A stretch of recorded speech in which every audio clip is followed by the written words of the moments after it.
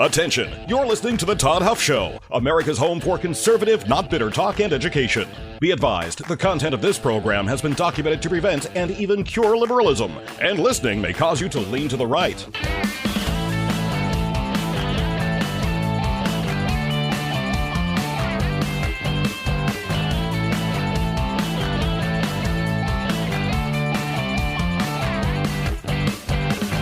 And now, coming to you from the Full Suite Wealth Studios, here's your conservative but not bitter host, Todd Huff. All right, my friends, we're going to continue our conversation today about redistricting in Indiana. And I know, listen, many of you out there are not in this great state of Indiana, but this impacts you as well.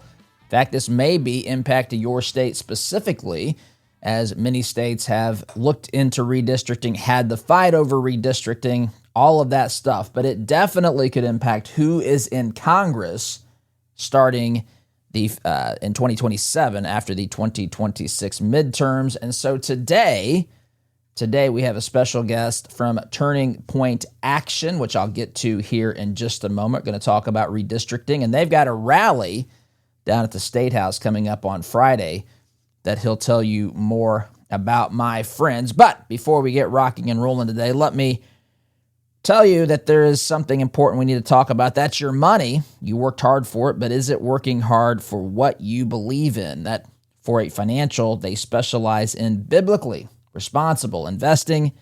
That means they screen out companies that do not align with your faith, your values, and they'll help create a plan that fits your goals, your purpose. The best part is they'll show you how your current investments, what you currently have today in the market, in investments, if and how, to what degree they line up with your values. All you have to do is take a short, easy assessment at 48financial.com/Todd. That's 48financial.com/Todd.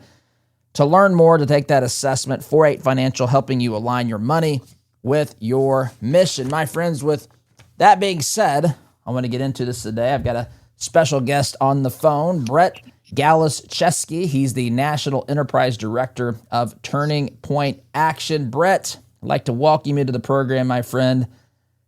How are you today? Thanks, Todd. Appreciate you having me on. This is great. Looking forward to being in Indy this week. Well, that's fantastic. Did I get the last name right first, Brett?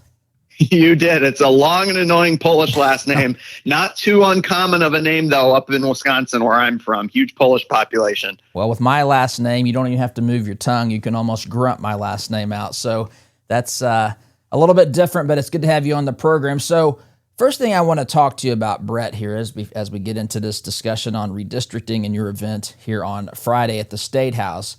You're with Turning Point Action. I know a lot of folks are familiar, of course, with Charlie Kirk, and especially in the wake of that horrible, horrific assassination that happened a couple of months back.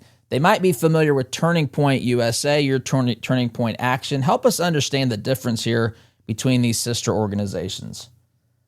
Sure. Yeah. So Turning Point USA is what you typically see online, the student arm of the Turning Point brand and name. So anytime that you see those videos online of Charlie Kirk doing those Prove Me Wrong events on campus, or the pictures of students tabling with big government sucks signs, that's all part of Turning Point USA. Turning Point USA is a 501c3 nonprofit. Turning Point Action is a 501c4. So we're the political arm of that Turning Point apparatus. We can endorse candidates. We can hold events in support of candidates. We can hold events in support of certain initiatives. We can get more involved in the political grassroots. Turning Point Action was founded in 2019, and that was when I came on board with Turning Point Action as a way to get more involved in statewide and national elections going forward. So really the best way, at the end of the day, the bottom line is we helped Turning Point USA students take that leap from being the conservative voices on their college campuses to being the conservative voices in their communities where it matters most, in the conservative grassroots. And this is all, at a very basic level, part of Charlie's vision for what needed to happen as we fight this battle to win this battle for conservatism here in this great nation. It was. I mean, think about it. 10 years ago, when Charlie started Turning Point USA, out of his garage in Illinois, there really was no youth field program that existed at the time in the Republican apparatus. And Charlie recognized that and knew that it was more than just putting bodies on the ground, putting young people in the fight. It was about revamping the culture of this young voting bloc and making sure that we don't make the same mistakes that the Republican apparatus had been making up until that point. Keep in mind, this was coming off of now like really in the thick of 8 years of Obama and a slide in conservatism. And really at the end of the day, when you are complacent, you lose. A lot of Republicans, including especially like at that time in 2015, but really more so now, we have to recognize this in a state like Indiana, have become complacent. And that's how we've gotten into this redistricting pickle. That's right. That's a great way to put it. We have become complacent, and we've also become, I know we're a red state, but there are certainly a lot of rhinos here in our state that I've had to deal with. We won't necessarily get into that, but let's talk redistricting here specifically. Explain from your, we've talked about this on the program for a while, but explain from your vantage point what's happening here and how this could impact the larger picture, who controls Congress after the 2026 midterms, what that could mean for this nation. Just kind of paint the picture of what's at stake here. Yeah, I think the mistake right now for people in Indiana in particular is that they are putting this into the bucket of this is very much a local issue. And that is actually farther from the truth than I ever could imagine. It started as a local issue. It has now turned into the national make or break issue that will affect our ability to compete as Republicans at the national level going forward.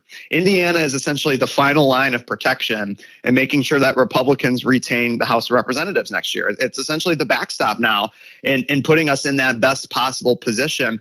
And it very well could be that a select group of allegedly Republican senators are going to be the reason that that doesn't happen. And we hand the House back to the radical left and give AOC, Ilhan Omar, and all those other leftist creeps that power again. It cannot happen. Indiana cannot be the reason this happens. I hope it isn't, and that's why we're fighting so hard for it. What's interesting to me is, and I actually grew up in a Union Democrat home. My dad was a union representative. I was raised in a Union Democrat home, but I am by no anyway stretch, matter, form. I was not raised in a liberal home, a leftist home, and the people on the national level, when Democrats are elected locally in whatever state they're elected in to go represent them in Congress or the Senate, they often elect leaders that are at least liberal and oftentimes radical, extreme leftists who hate this country as founded. And so I don't know any. I know there's some. I certainly know statistically there are some leftists in our state, but that is not even Hoosier Democrat values that's being represented on the national stage. Talk about that for a minute, if you would, Brett. Yeah, I think you guys in Indiana are in a really, really fortunate situation in comparison to someone like me in Wisconsin. The political makeup of Indiana is so favorable because in comparison to other Midwest states, certainly Illinois, but I'm talking about in comparison to like other states next door like Ohio or Michigan, you guys are so conservative. You have massive Republican majorities. You have Republican-controlled everything. You have the unique advantage of having what I would consider a relatively speaking more conservative-leaning metropolitan area in Indy. And then in Northwest Indiana, that sprawl, the conservative sprawl, really the conservative exodus out of the city of Chicago has helped Northwestern Indiana become more conservative. So long story short, Indiana is about as conservative as any other hard red state that comes to mind for people like Wyoming, Idaho, Alabama. I mean, it's a top 5 Republican state. But unfortunately, like what we're finding out is there is a force that's dragging some Republican senators to the wrong side of this make or break issue. A lot of it has to do with the Mike Pence foothold still being very strong in Indiana. You're starting to see what I call the horseshoe theory, where you get Republicans and then the far radical leftists on Twitter. They're locking arms and they're going after this redistricting fight and they're going after good conservative activists. It's kind of wild what we're seeing right now. Indiana, for all intents and purposes, is the center of the political universe right now. It is the center of the universe when it comes to this issue. It's critically important. I'm on the phone here with Brett Galaszewski. He is the National Enterprise Director, Turning Point Action. So, Brett, I'll tell you, as a guy who's done this, I've followed politics for, probably 30 years now. was a political science major all these years ago at Butler. I had those fights in the classroom back before they made movies about that stuff, and had some problems with my professors and all that sort of thing. But I'll tell you that 10 years ago, I don't know that I would have been in favor of redistricting. This stuff gets very emotional. I mean, there's already people at the Statehouse that are doing the chants and all this sort of stuff. I don't know if I would have supported this 10 years ago, but today I believe that we're in a fight for the survival of the constitutional republic. We've got a political party who's proven to us that they are in favor of lawfare, whatever it takes to stop Trump. I mean, it'll be endless investigations. It'll be impeachment times 10, whatever you can imagine. It will probably be that and worse. So it's my position, and tell me where you agree, disagree here, that conservatives have to use every legal, ethical, moral tool at their disposal to win this fight. I think this is one of those tools. I guess respond to that. Yeah, I agree wholeheartedly with you. And really, like, the knives came out after California's proposition vote in November. So Republicans currently have a 6-seat majority in the House. And with Prop 50 passing in California, which was really just a bleak night for Republicans all across the country, that election night, Gavin Newsom essentially scrapped now 5+ Republican-controlled seats. So with Indiana having an opportunity to go from 7-2 to 9-0, that could easily be the make or break difference here. We could easily be holding on to a 1-seat majority next year after the midterms. I have zero problem with the left going hard in the paint in states that they have massive control in, like California, and I saw Massachusetts was doing that, and Virginia is talking about this. And obviously, next door in Illinois, you guys know that they've manipulated the maps and taken advantage of Republican-controlled everything. I do not have a problem with that, the maximizing your reach, as long as Republicans do the same in the equivalent states that we have that are about as hard red as any other. And Indiana is kind of the epitome of that. There's no reason, knowing the political makeup and the historic kind of aura of Indiana, there's no reason it shouldn't be a 9-0 map. And more so than that, from a cultural perspective, this is the time for Indiana to draw their line in the sand and say, we are doing away with the Mike Pence Republicans of old, and we in Indiana are MAGA-branded Trump conservatives, and we want to reverse course, and we want to stop this in its tracks. So Gavin Newsom and the radical leftists don't end up looking like heroes going into 2028. Right now, we are setting the stage for Gavin Newsom to be a hero. That's a terrifying thought. So, let's talk about some of the objections, I should say here, that you may have heard. I've invited critics on this program. Most folks don't want to come on here. Bo Bai, who is running here as a Democrat, that's a legacy Democrat name here in Indiana. His dad and grandfather were politicians, governor, senator, that sort of thing. But Bo Bai came on and he talked about his opposition to this. But when you get down to it, Brett, isn't it fair to say that there's not a lot of meat to the opposition here? This is a political process. It is 100% legal for the Republicans to do this. They're not violating the state constitution or statute. It is a constitutionally assigned responsibility from the U.S. Constitution for state legislatures to manage these sorts of things. What's the real opposition to this? I have yet to, Todd, hear a compelling argument against the 9-0 map. Every reason that I've heard thus far, it's been so absurd. It's based on pettiness. It's based on tyranny. It's based on self-righteousness. I'll give you an example. I mean, you guys know about that Senator Boachek, who's voting no because he doesn't particularly like the names that President Trump was calling Tim Walz during the election. That's pettiness. We're finding out, I had a lovely conversation with the GOP chairwoman in Indiana.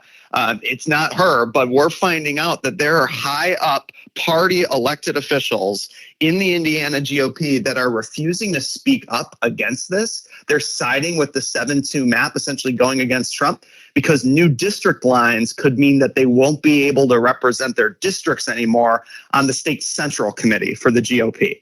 That's how crazy this has gotten. I've heard other reasons. I tweeted about this last night. There is a Republican senator, a woman, I won't say her name. Well, maybe I could.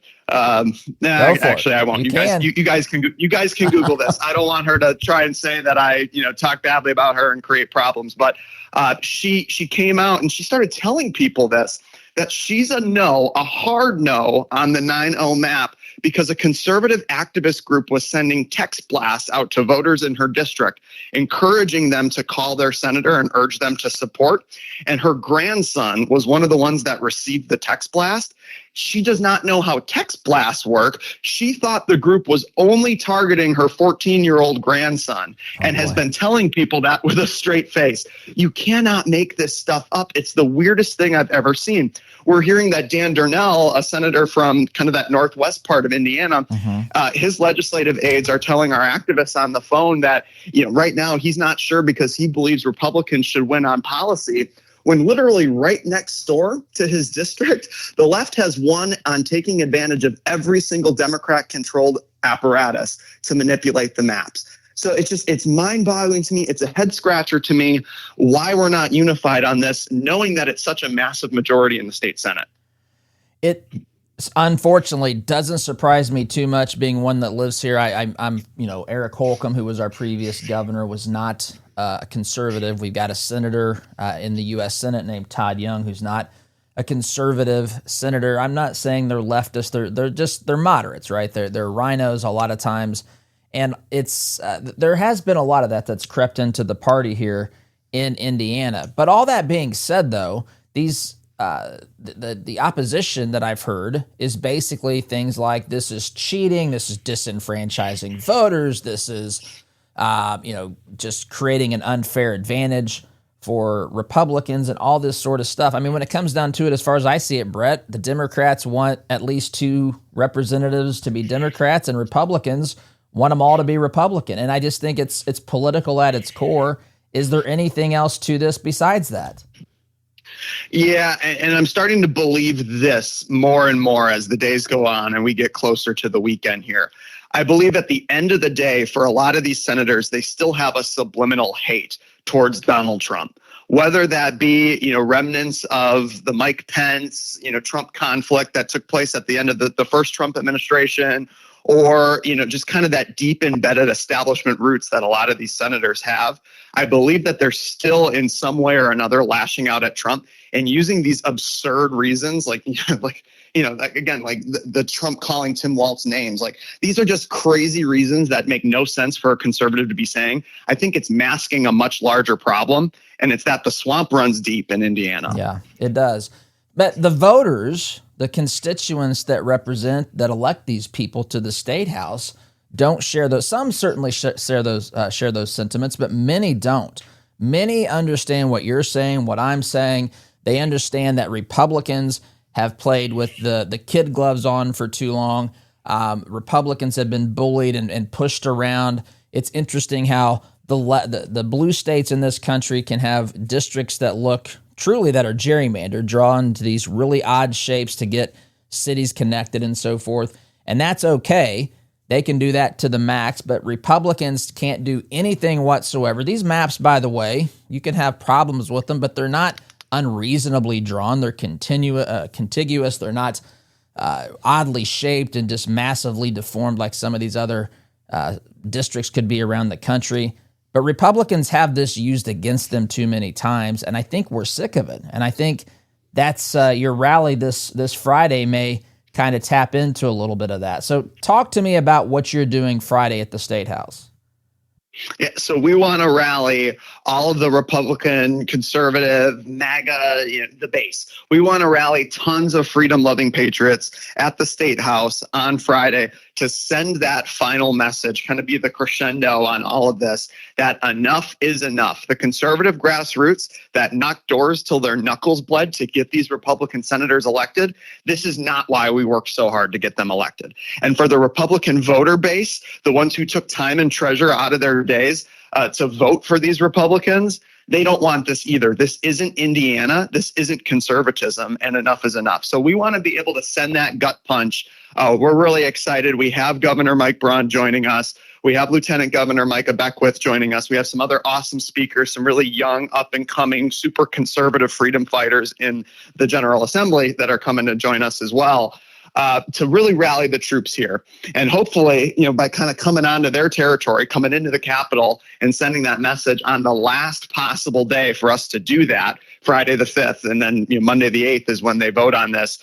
We want to be able to say we threw the kitchen sink at this thing. So if you're listening to the program right now and you're available on Friday afternoon, we want you there. We want you to fight with us. We want you to make your voice heard. This is Turning Point Action's very first ever event in Indiana in our organization's history. And we want to start it out with a bang. And we want to be able to say that we changed this thing for the better and we changed history. So where do you think things stand right now from what you can gauge? How tight is this? What's the likelihood that this passes? What do you think is what's going to happen? What's your judgment on this? It's going to be tight. And again, we hope that our rally at noon at the Statehouse is really the final punch here that really gets these senators across the line. For those listening that are wondering where we're at right now, these are the senators right now that we believe have the most room to flip. And it's absolutely imperative that we do get them to flip. So if you're sitting in the car right now listening to this and you're in the district of this person in Indiana, I want you to do us a favor and I want you to call that senator's office between now and Monday and make your voice heard. It's Dan Darnell, Rick Niemeyer, Ryan Mishler, Brian Buchanan, Blake Dorio, Brett Clark, Greg Good, and Linda Rogers. These are Republican senators that have not come out and either opposed or said that they're in favor of this. That makes no sense, and it's inexcusable right now at this point. They are Republicans. They put the R next to their name. In some cases, they are in Trump plus 20 districts. Brian Buchanan won by 39 points a couple years ago in his general race, and then last time he didn't even have an opponent. These are safe Republicans. They have no political revenge theories, revenge tactics to worry about. They should be voting in favor of a 9-0 map. That's where we stand right now. If we can just get half of that group to flip, we will be okay. It'll be tight, but we will be okay. We just need those senators. I just have a little bit of time here before we got to jump off of here. Is all the problem in the Senate, or is the House? Is it okay there? What? Yeah, it got out of committee in the House. And it's going to get voted today on the floor on the House. We think that this will all be settled by Friday. So, we've never worried about the House. That's the other mind-boggling part to this. The House will pass this with flying colors. It's just the Senate. Well, very good. Well, Brett, I appreciate you joining us. Thank you very much. Keep up the hard work. I appreciate it. And good luck on Friday. Thanks, Todd. One last thing. For those that want to come, it's noon on Friday at the Capitol. You can sign up at tpaction.com/rally Indiana. We hope to see you there. All right, Brett, I appreciate it. Brett Galaszewski, he's the National Enterprise Director, Turning Point Action. Folks, I got to wrap up this segment. Back in just a minute.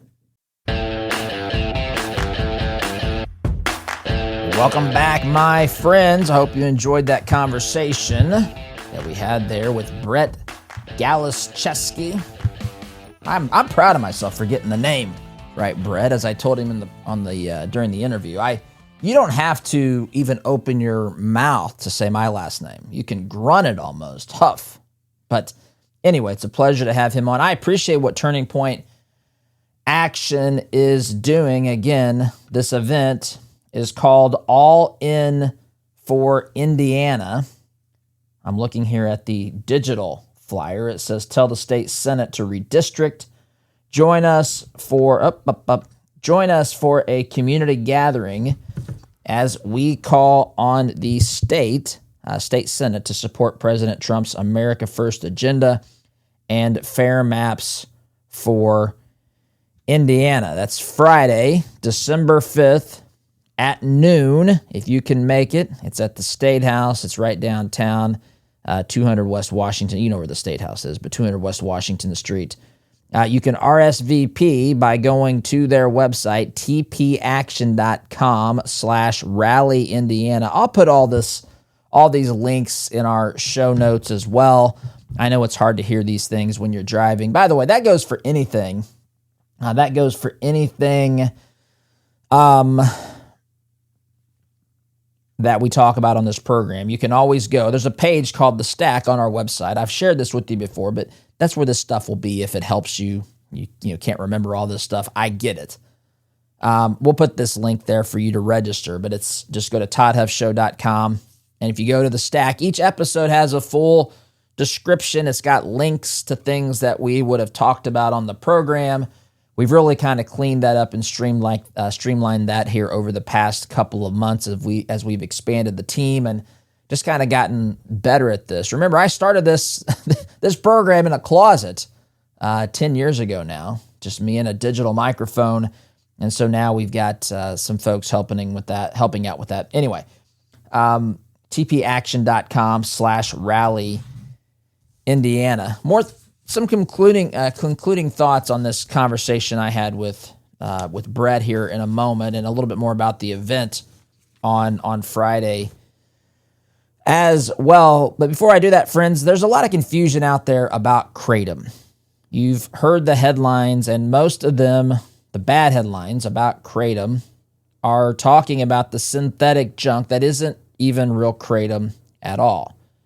So real Kratom is what you would get from Christopher's Organic Botanicals, family-run company. They partner directly with farmers in Indonesia who harvest Kratom. Every batch is lab tested. There's no chemicals, no fillers, no shortcuts. This Christopher's is the opposite of the people who are causing the problem for the Kratom industry. In fact, Christopher's wants you to know as much about it as possible. That's their starting point, is to educate you, the folks who would use the product, to help explain why this was a trusted herbal option that's been used for generations, how it's a real alternative for people looking for something that doesn't come with a prescription warning label that's a mile long. Go to Christopher'sOrganicBotanicals.com for more information or to place an order. You can start with their Kratom Starter Pack. Use my name, Todd Huff. You'll get 10% off your first order. Christopher'sOrganicBotanicals.com. That's Christopher'sOrganicBotanicals.com. Truth, tradition, transparency. Okay. So, a couple of things. First, let me say this. As we left the air, so to speak, and I always hang around and thank the guests for a moment. Say, hey, I appreciate what you're doing. Do you need anything else from me? Well, during that conversation, Brett asked me, he said, would you want to come speak at this event? And it's short notice. I know this is the nature of these things. It's short notice. So there's a potential. I'm not telling you here now that I'll be there on Friday because just with my schedule, I know some people think, hey, this guy, you get on the show for an hour a day and then you go play golf. That's not exactly what happens here. There's a whole lot more that happens here behind the scenes. In fact, this is oftentimes the easiest part of my day is coming on here and talking with you. It's the part that definitely I love the most, that sometimes comes the most natural to me, but that happened. So I don't know. Maybe we'll be doing that. I'll talk with Oz here and I'll look at my schedule to see. I honestly don't know at the moment what I've got, if I can even make that work. But I do know that if you can make it, this is important. That this issue is one that is going to determine a lot of things, this issue of redistricting. It's going to determine a lot of things for the future of this country, and it's important that we do what we can. He gave a list of senators, which I knew the primary problem was in the Senate. I didn't know if there was any opposition or problem in the House. I'd always heard about the Senate. But anyway, this is, you can call your senators. That's a good option as well. That'll be something we put on the Stack of Stuff page as well. Maybe we'll even post that. There might be a little bit more work for my team and I today just to get you the information out so that you can do with it what you will. whatever you can do. This is, I think, one of the challenges, or I don't know if challenge is the word, but one of the things that when you get to positions of leadership, you have to understand that, first of all, conservatives are people who are working. Conservatives are people who make this country work. You're the ones out there that are providing the goods and services. You're, many entrepreneurial people. If you're not entrepreneurial, you're the most reliable worker, or one of the most reliable workers at your company. You're involved in your church's ministry. You're doing things. You're doing things that make this place better. And I understand there's a lot of things that vie for space on your calendar, and it may be impossible. Like I said, if I can go speak on Friday, I'll do that. If I can't, then sometimes it's just not possible, right? So, but I'll tell you this, we all have a role. And that's something, the older I've gotten, the more I seem to understand that. I think back to, even to the days playing football in high school and college. I played defense. I was a cornerback in college. High school, I was a safety, cornerback, and quarterback. We played offense. Back when I played, you played both ways, and I loved it. I didn't want to come off the field. But each position has its own role, right? And you need different skill sets at different positions. And, of course, you always understand the position that you play the best. You always understand if you're a wide receiver, I've got to be able to catch the football. But if I'm a right guard, I don't necessarily need to be able to do that unless I play for Mike Vrabel or something and they put me out on a tackle-eligible play or some such thing, and I'm catching touchdown passes every once in a while. But, different skills plug in differently. We all are unique, but what matters is that we're all doing whatever piece of that overall operation, we're doing our thing. If you speak, then go speak. If you can call your senator, call your senator. If you can get onto Facebook, you have a following there, maybe you have a blog, I don't know. I mean, some of the things you all do in this audience, some of the things I've seen you do, I've heard about, it's remarkable, some of the stuff you've got going on. And you wear a lot of hats. I get it. Listen, I coach 2 basketball teams right now for my youngest daughter. We had practice. Of course, they've canceled it here because of the snow the last 2 days. But, I think we had practice 4 days a week and games 2 days a week. So 6 out of 7 days we're doing that. And I love it. And there's a time that I won't be able to do it again, right? And that's the same with this, though. The same with this. There won't always be an opportunity to, once these votes happen between now and Monday, you won't be able to go back. You won't be able to go back and fix it. You won't be able to make that phone call because it won't matter come Monday. And this is going to be tight. I don't know the outcome. All I know is that there's a lot of opposition to this at the Statehouse. At least there's a lot of loud people. There's a lot of either people who aren't conservative that are Republicans in the state, but they're on the fence. Ultimately, if they know that they've upset the voter, the constituent, if they know that they're being held accountable by you, then they look at this a little bit differently. They don't want to be voted out of office. They don't want to have angry constituents. But when it comes to a contentious issue like this, somebody's going to be upset. You got to make a decision. Someone has to win this battle, which I'll talk about on the other side of the break. I'm just out of time this segment, my friends. Sit tight. You're listening here to the home of conservative, not bitter talk. I'm your host, the one, the only, the ever so beloved Todd Huff. Back here in just a minute. Welcome back, my friends. You ever notice how some families seem to have a plan that lasts for generations? Well, that's not by accident, my friends. Full Suite Wealth works with people who want their wealth to make a difference for years to come.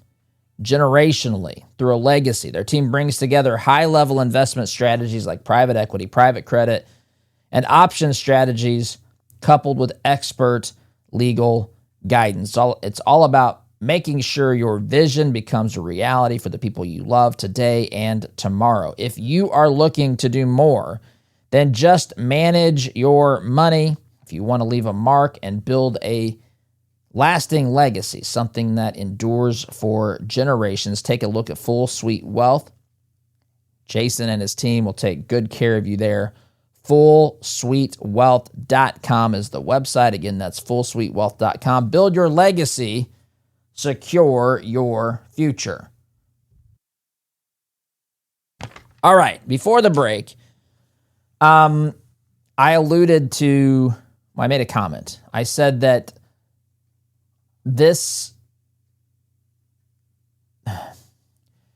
we're going to have someone is going to have to win this fight in this country. You know, one of the things that is maddening, I did the Todd Talk a little bit on this today.